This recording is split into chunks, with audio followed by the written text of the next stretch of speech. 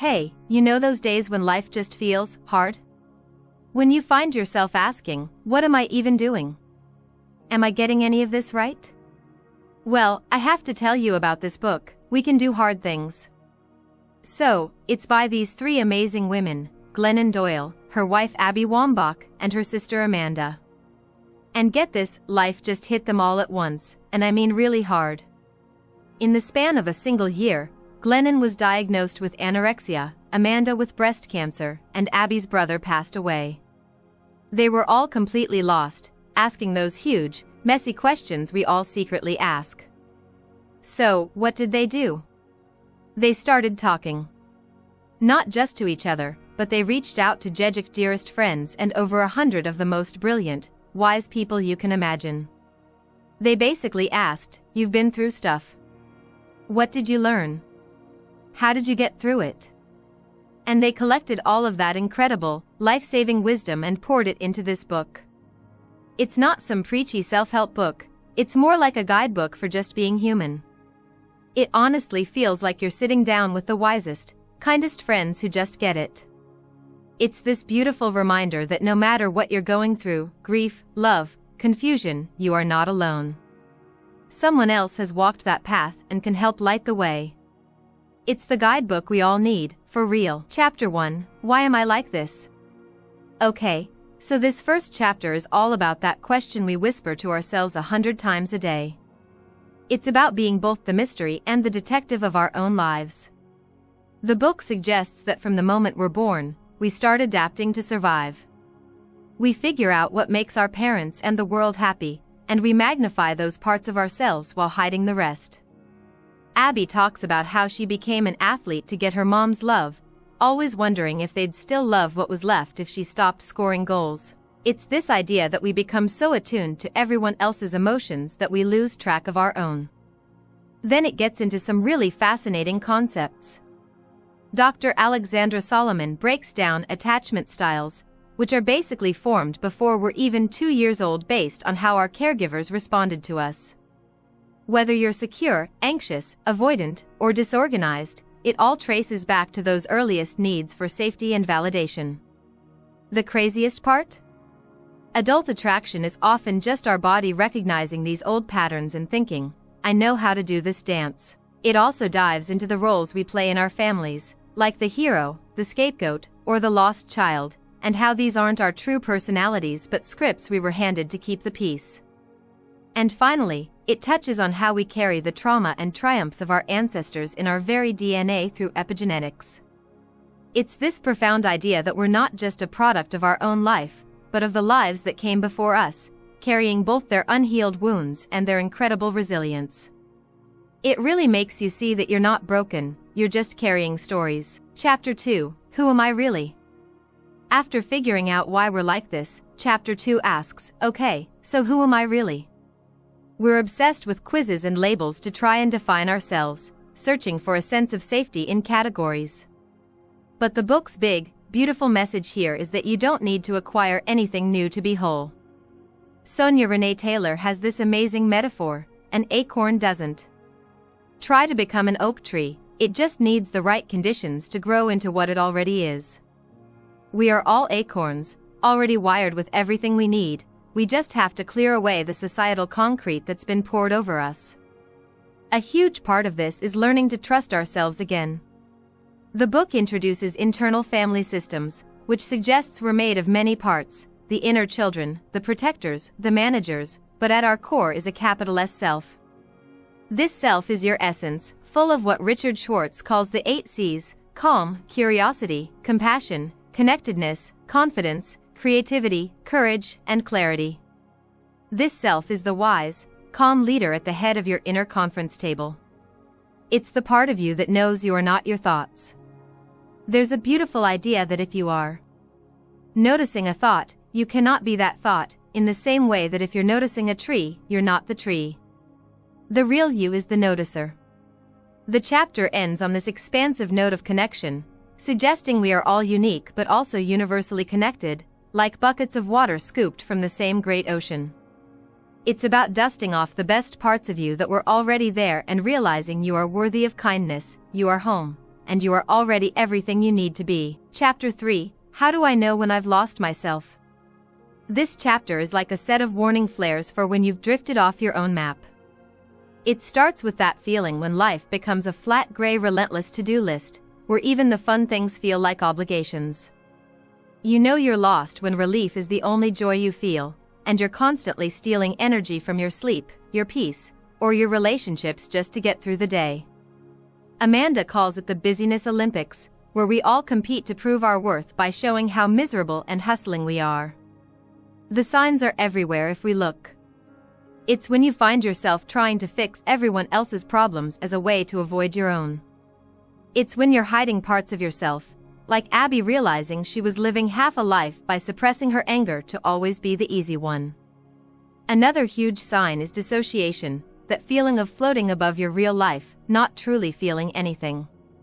This is often when self-destructive behaviors kick in, because we abandon ourselves in a moment of discomfort and then come to in the middle of a behavior we don't understand. It's also in the blame and shame game. When it's suddenly everybody else's fault, that's a good signal you've disconnected from yourself.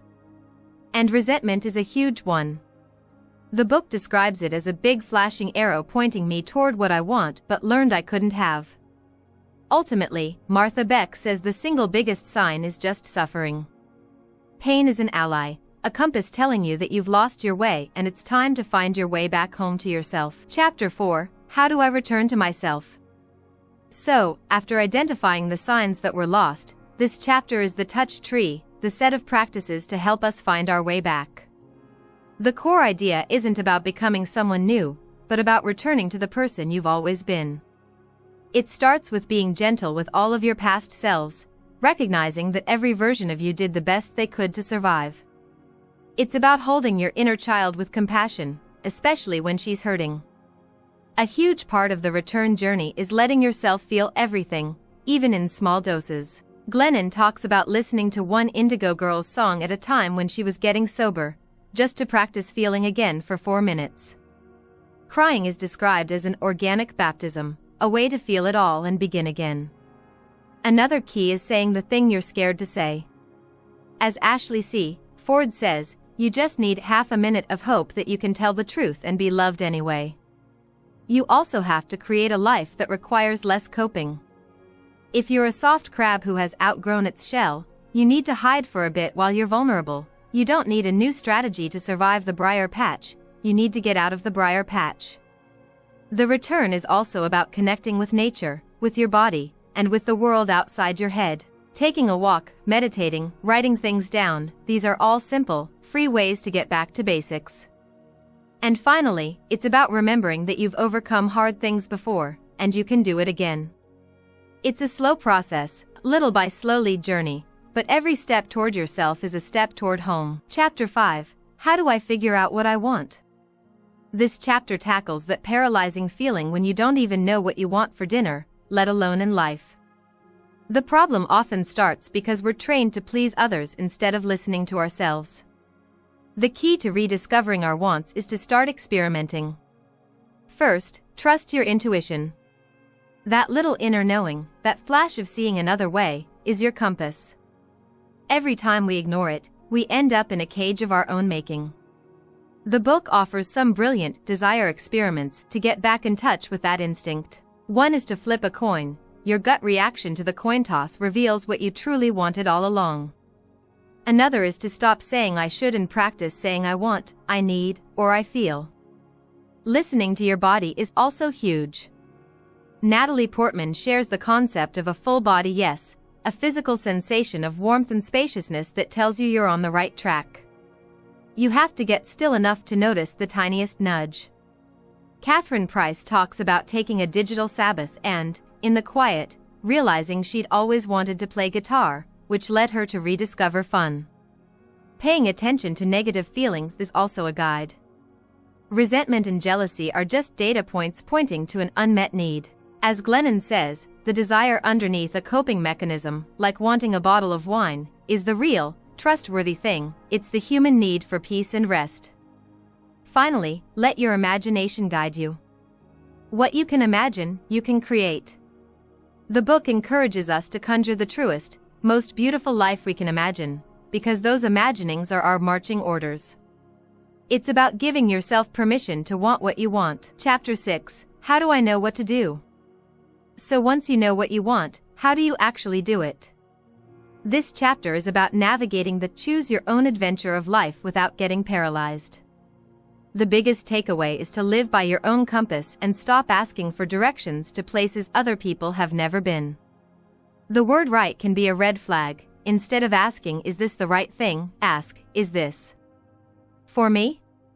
When you're trying to please everyone, you realize you can't, so you might as well please yourself. The way to find your yes is to go toward what feels warm and peaceful in your body.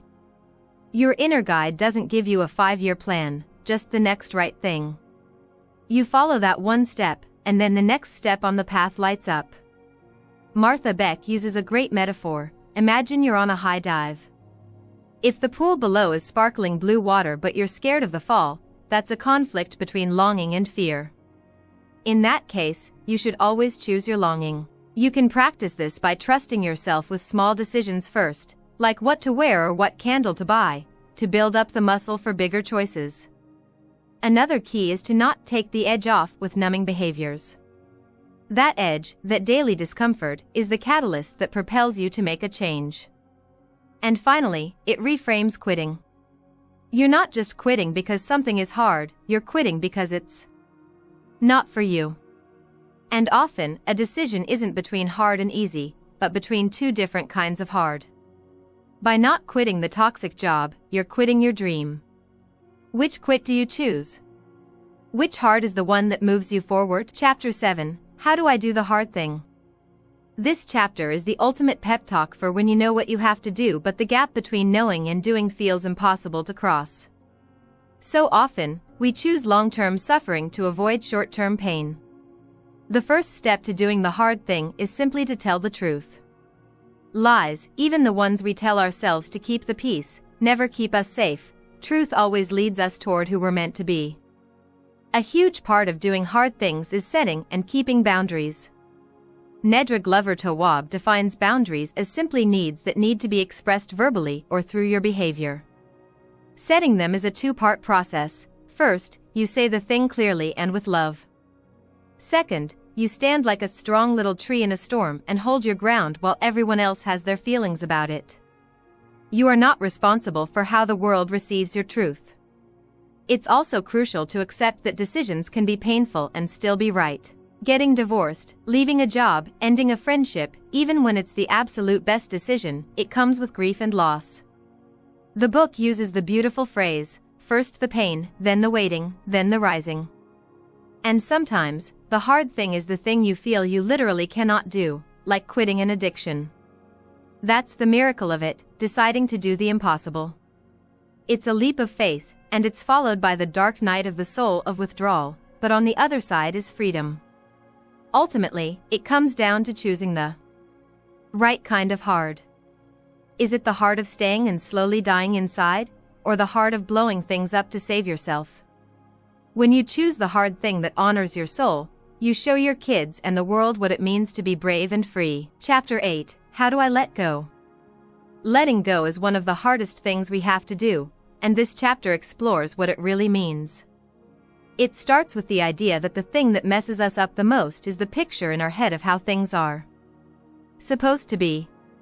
We script our lives, and then life itself comes along with a totally different plan. Forgiveness, in this sense, is giving up on the idea that the past could have been any different. It's about releasing the belief that it's all on you to make everything okay. Kate Bowler talks about her cancer diagnosis forcing her to let go of the pride of being the one who holds the world together for everyone else. A huge part of letting go is accepting that you can't fix someone and love them at the same time. Jen Hatmaker says she didn't realize how much she was stunting people's growth by always trying to be helpful. You have to stop taking on what isn't yours, like Kristen Press realizing she had to surrender the need for her mother's approval because it was a burden she was placing on herself. Quitting is also reframed as an act of responsibility. It's you protecting yourself when something is no longer working. You also have to let go of needing closure from other people and learn to give it to yourself. Sometimes, like Amanda with her baby's first Christmas ornament, you have to accept the mystery and find your own peace. And maybe the hardest letting go of all is setting our kids free, creating a beautiful butterfly garden they'll want to return to, rather than chasing them with a net. It's about learning to trust that life's brevity is its magic, and that love doesn't mean control. Chapter 9, How Do I Go On? This chapter is for when you're at rock bottom, when grief is so heavy you can't imagine moving forward. It opens with the Samuel Beckett quote that nails the feeling, "You must go on." I can't go on. I'll go on. Cheryl Strayed shares the core lesson from her book.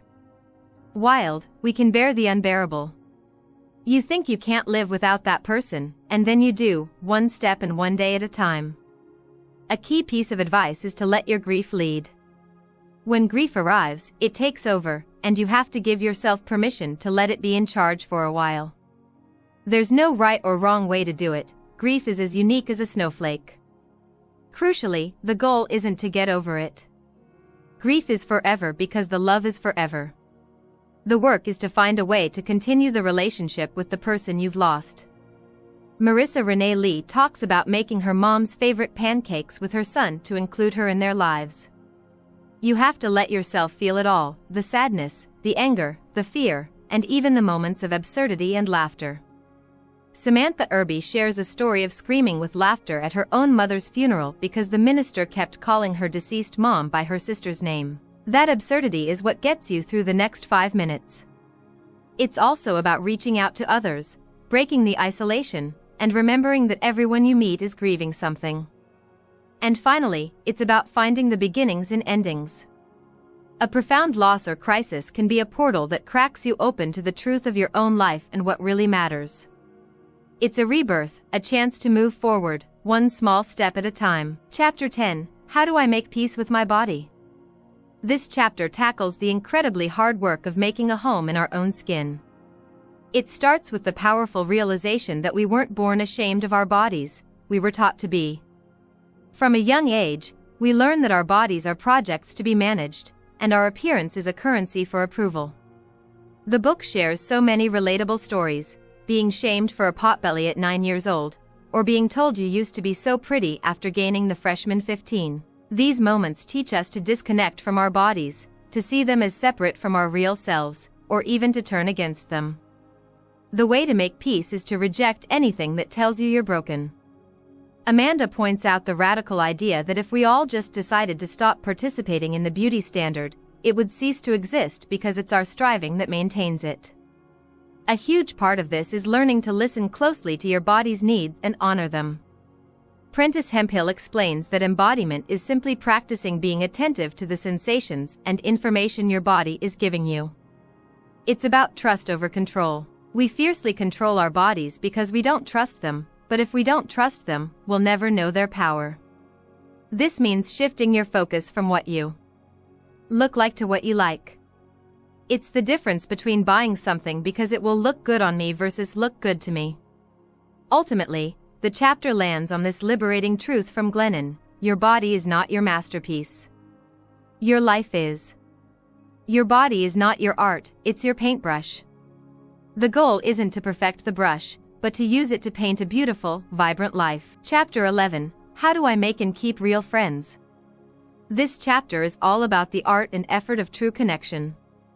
It kicks off with a beautiful theory from Tracy Ellis Ross that souls are made in bunches, like soup, and that's why we sometimes meet people and just recognize them as our own. The book argues that friendship isn't a luxury, it's a lifeline and a survival tool, especially for marginalized communities. To make friends, you have to be willing to take risks. Glennon shares a simple but profound secret: the secret to being loved is to love, and the secret to being interesting is to be interested. It's not about being the coolest person in the room, it's about being the one who approaches the other cats in the shelter. A huge theme is stopping the performance and hiding your mess. Offering up packaged vulnerability, stories about struggles you've already solved, isn't real connection. True friendship happens when you can say, "Hi, I'm screwed up. Can we be screwed up together?" It's about being brave enough to ask for help and allowing your people to show up for you, because letting them help is a gift you give them. You also have to be willing to cheer for your friends relentlessly. Envy is just unexpressed admiration, so let it out. And real friendships require being able to say and hear the hard things. Dr. Marissa Franco talks about the difference between flaccid safety, where you pretend there are no problems, and dynamic safety, where you are close. Because you rupture and repair.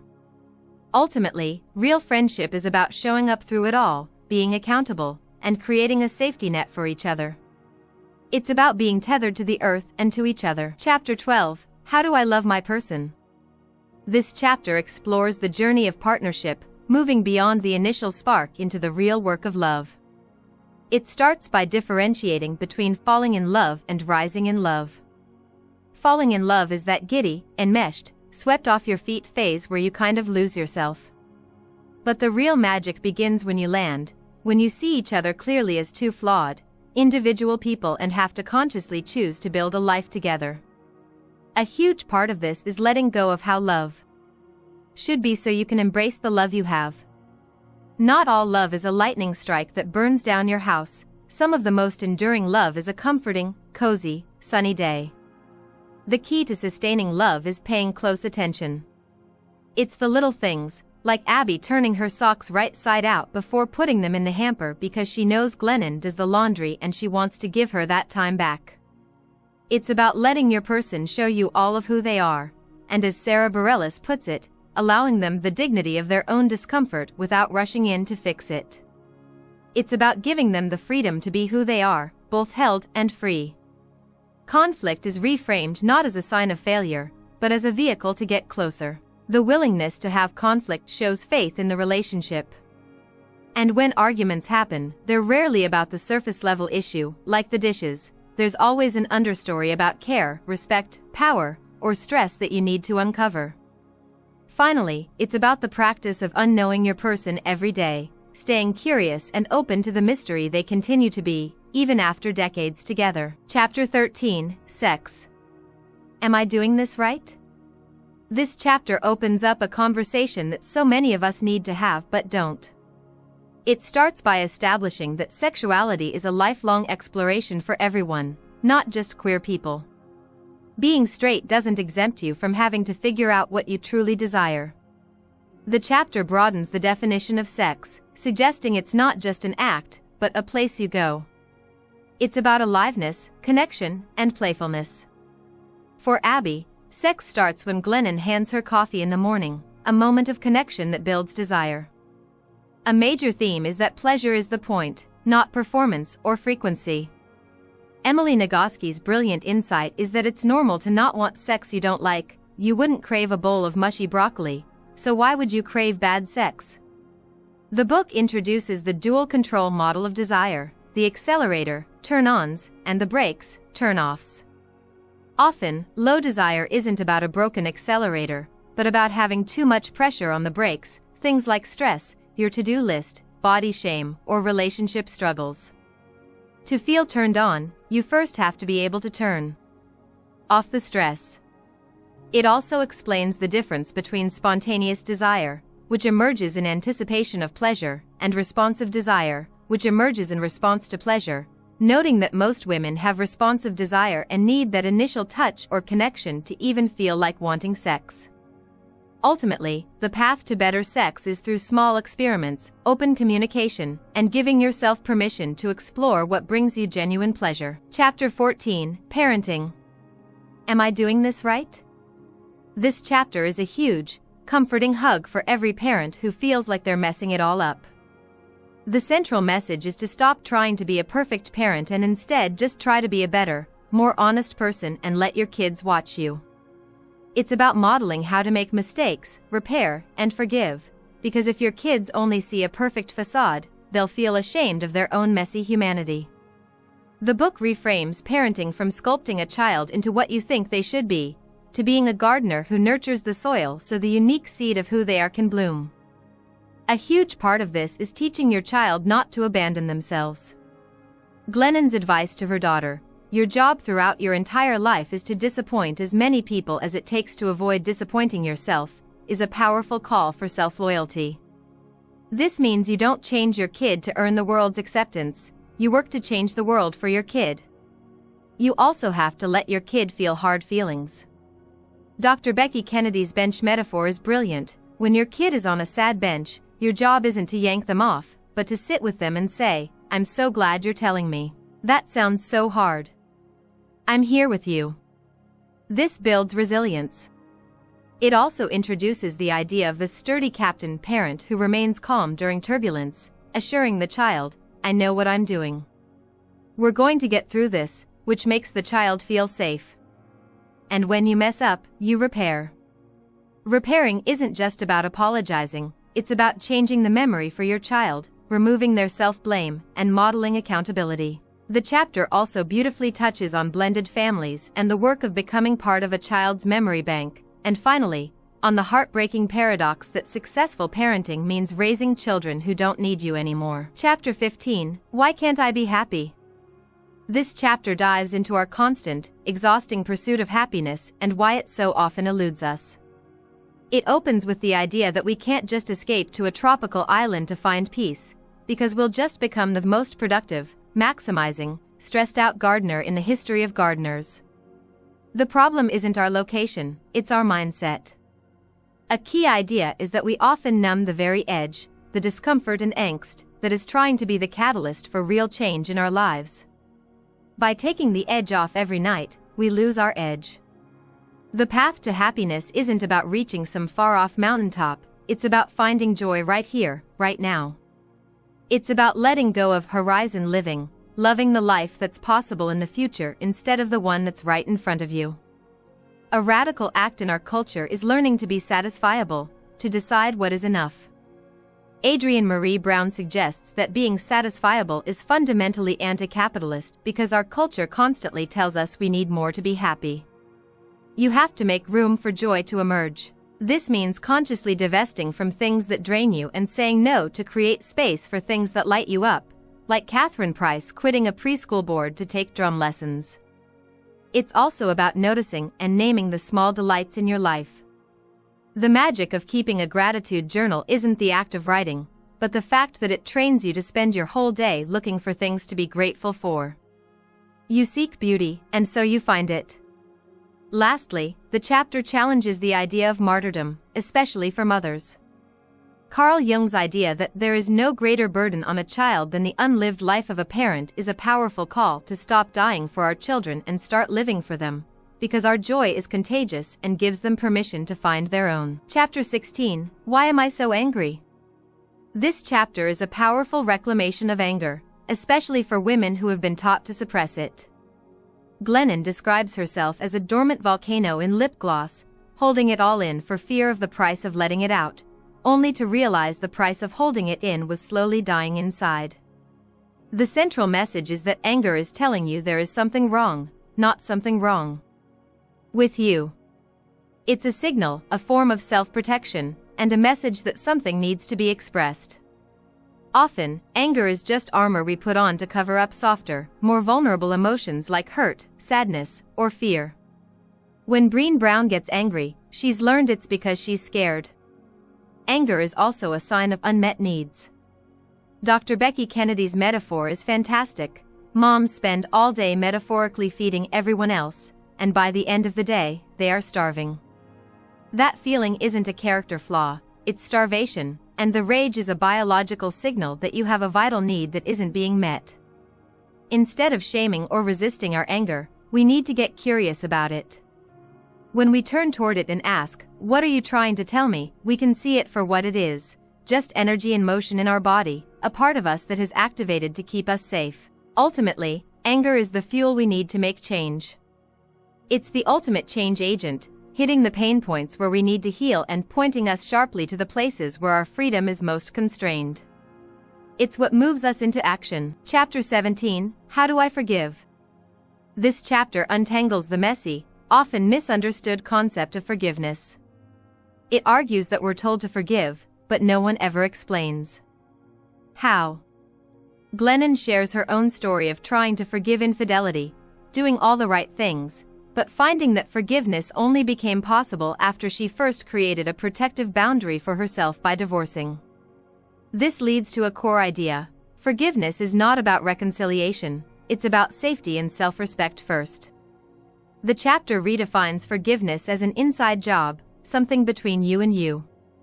It's not for the other person, it's to set yourself free. Ashley C. Ford says it's about giving up on the idea that it was going to be different. It's accepting that they did it, and then taking back responsibility for your own life and future. It's deciding, I will no longer live backward toward you, I'm going to move onward. Amanda adds another layer. Harboring unforgiveness is a way to maintain a connection, even a toxic one, because passionate contempt feels better than the nothingness of indifference. True forgiveness is releasing that need to have anything left between you. It also offers a powerful framework for when you are the one who needs to apologize, based on the Jewish concept of teshuvah, return, from Rabbi Danya Ruttenberg. It's a 5-step process. 1. Own what you did without making excuses. 2. Do the work to change so you don't do it again. 3. Make restitution for the harm you caused. 4. Apologize sincerely. 5. Make different choices next time. This process is about returning to the best version of yourself, and it requires letting go of the need to always be the good guy. Chapter 18, How do I get unstuck? This chapter is for anyone who feels like they're running in place, stuck in old patterns. It suggests that stuckness happens when our actions are at war with our beliefs. We're running on old programming that no longer serves us. The way out is a 2-part process. You have to get still, and you have to get moving. Getting still means creating enough quiet to let all the fear, shame, and anger come to the surface. It's about sitting on the yoga mat even when you want to run, allowing yourself to feel the discomfort without trying to escape it. In that stillness, you can hear the simple, one-word instructions from your soul.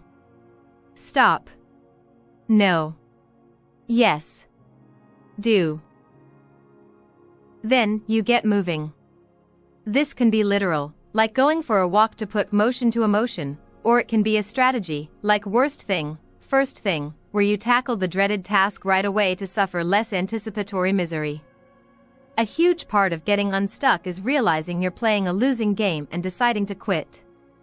This means divesting from the hustle culture, letting go of the need to give 100% all the time, and redefining your own terms of success. Devin Price's chinchilla, dump truck, is the perfect role model. He's never been productive a day in his life, yet he is exquisitely beautiful just for being alive, a reminder that we can just be, and that's enough.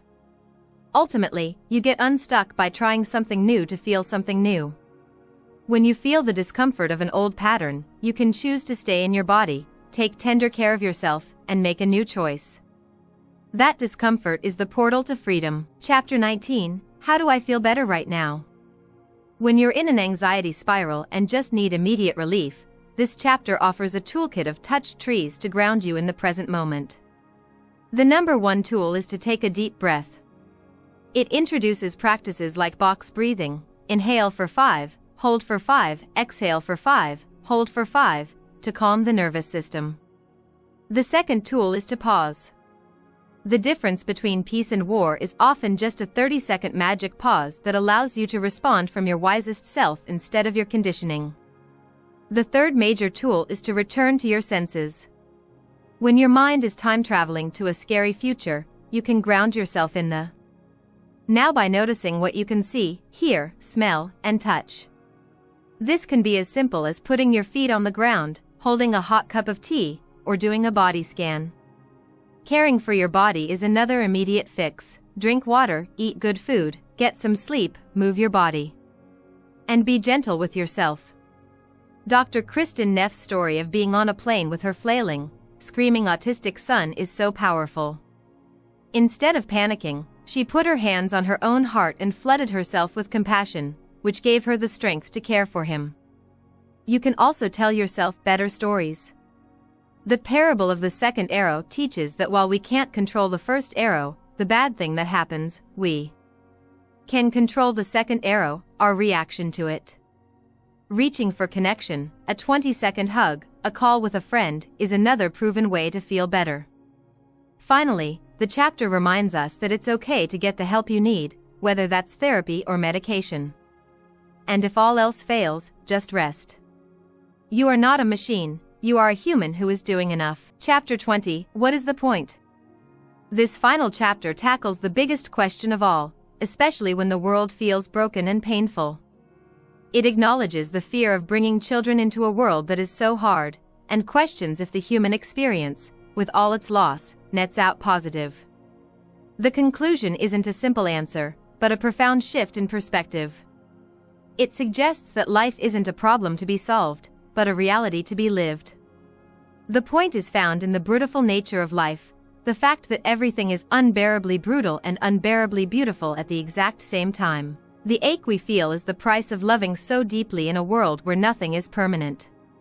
For Glennon, the final math always comes out to beauty, 51%, brutal, 49%. That tiny margin is everything. The point, then, is to show up for it all. It's the cellist playing in the rubble of a bombing, transforming pain into something beautiful. It's choosing to live every day not as your last, but as your first, with the awe and curiosity of a newborn baby. It's finding the extraordinary within the ordinary, realizing the most wonderful life might just be brushing your teeth next to the person you love. It's remembering that we are all invisibly connected, and when we help each other, we're just throwing ink on the web that's always been there so we can see it for a moment. The point is to not give up, to be a fool for the side that says that the people can fight toward the future they want to have. It is to follow the tingle, the hunch that life was meant to be more beautiful than this, and then take action to make it so. And perhaps the most liberating point of all is to celebrate the words I don't know, because in releasing the need for answers, we find the freedom to just live the questions.